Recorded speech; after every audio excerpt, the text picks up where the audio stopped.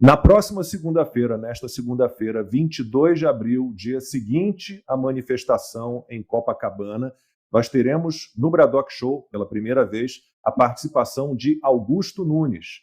O mestre Augusto Nunes, na próxima segunda-feira, dia 22 de abril, estará aqui comigo e com o Rodrigo Constantino participando do Bradock Show. Dia seguinte, a manifestação em Copacabana, no Rio de Janeiro. Então, ninguém pode perder.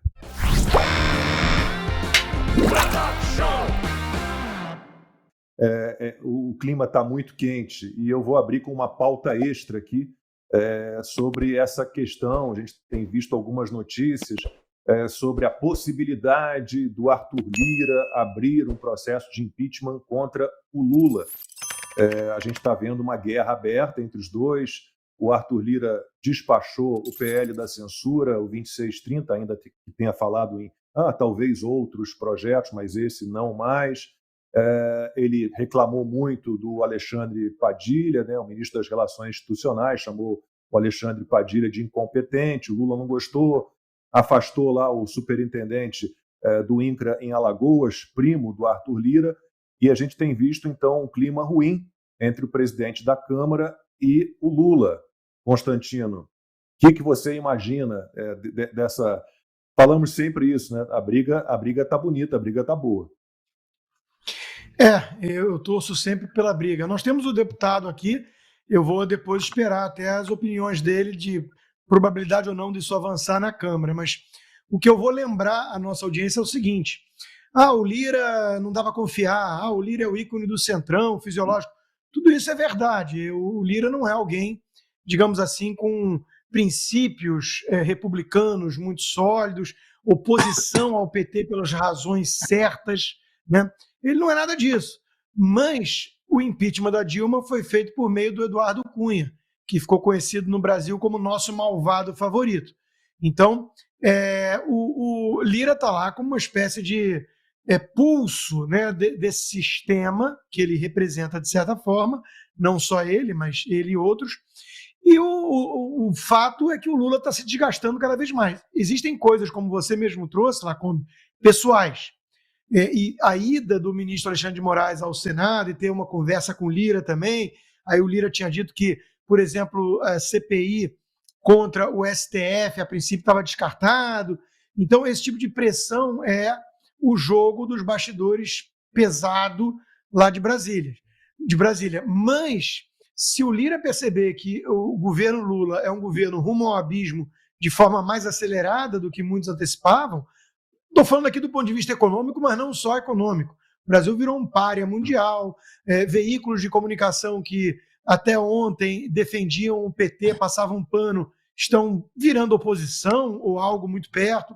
Então, o Lira tem o termômetro do país. Ele pode estar atento a isso e levando junto os motivos pessoais de ânimos acirrados lá com o PT e principalmente com Padilha, que, pelo visto, não vai ser trocado. E o pulso do país e esse desgaste muito rápido do Brasil, do governo Lula perante o Brasil, por que não, né? Por que não sonhar com algo dessa natureza? Não faltam argumentos, não falta embasamento, né? Então, eu vou estar aqui na torcida pela briga, que ela fique mais quente ainda e que, eventualmente, o Lira faça a coisa certa, ainda que pelos motivos errados. Constantino citou aí parte da imprensa já começando a falar dos problemas todos no governo. Não sei se vocês viram a capa da Veja, né? O título é Orquestra Desafinada. Deixa eu aumentar aqui. Disputas de poder entre ministros, divergências e vacilos na economia. Vacilos na economia, programas desencontrados e sinais ambíguos do presidente provocam confusão e instabilidade no governo. Fabi, vou pedir sua permissão para passar então a bola para o deputado, para que ele nos traga aqui mais ou menos o que ele tem visto lá na Câmara, em Brasília. Qual é o clima, o que tem nessa briga aí envolvendo o Lula e o Lira, e de que maneira o Brasil, os brasileiros podem ganhar nessa briga. Bem, com relação à tradição ao menos o que foi o Lira no último ano e meio, em maneira nenhuma ele foi adiante com esses CPIs e também com essas medidas, por exemplo, impeachment, que poderia favorecer a opinião. Ele sempre faz isso como ou seja, como ponto negocial. Ele cria uma CPI para depois descriar ou desvirtuar ou fechá-la. Então é tudo negocial. Então todas essas postulações, eu não acredito em nenhuma delas.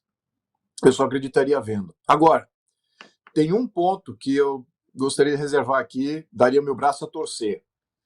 Em função da crise fiscal que o Lula conseguiu submergir o país, existe menos recurso disponível para fazer as emendas parlamentares obrigatórias. Então, o governo está sinalizando que não consegue pagar essas emendas obrigatórias e não consegue tirar dos outros programas, das outras áreas de investimento, que é da prerrogativa, que é da vontade do governo. Então, os parlamentares estão ficando, o centrão está ficando sem o leite da mamata. E isso pode entornar o caldo. É essa ponta aí que eu acho que pode, talvez, dar alguma credibilidade ao que o Lira está fazendo. Caso contrário, se não houver esse tipo de troca que está acontecendo, que sempre aconteceu, que sempre foi o padrão, né, o toma lá da cá, o colocar criar CPIs para depois negociar uma estatal, negociar um ministério, depois mingua a CPI.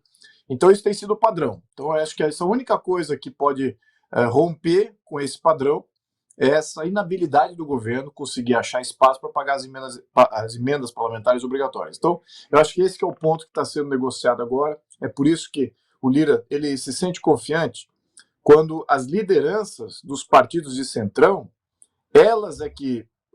O Lira é um mero negociador de interesses.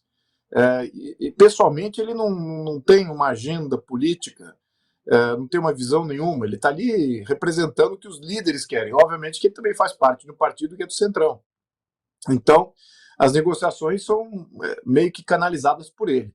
Então, essas postulações é porque os líderes não estão satisfeitos que o governo está pagando as emendas. Na minha opinião, é isso. Não tem nada a ver com ideologia ou condição do país ou esse entreveiro que o Lula arranjou internacionalmente. Adoraria que fosse algo mais virtuoso, mas eu acho que é muito mais alguma função mais perto do chão, ou talvez mais perto do lodaçal. De segunda a sexta, às 20 horas, horário de Brasília.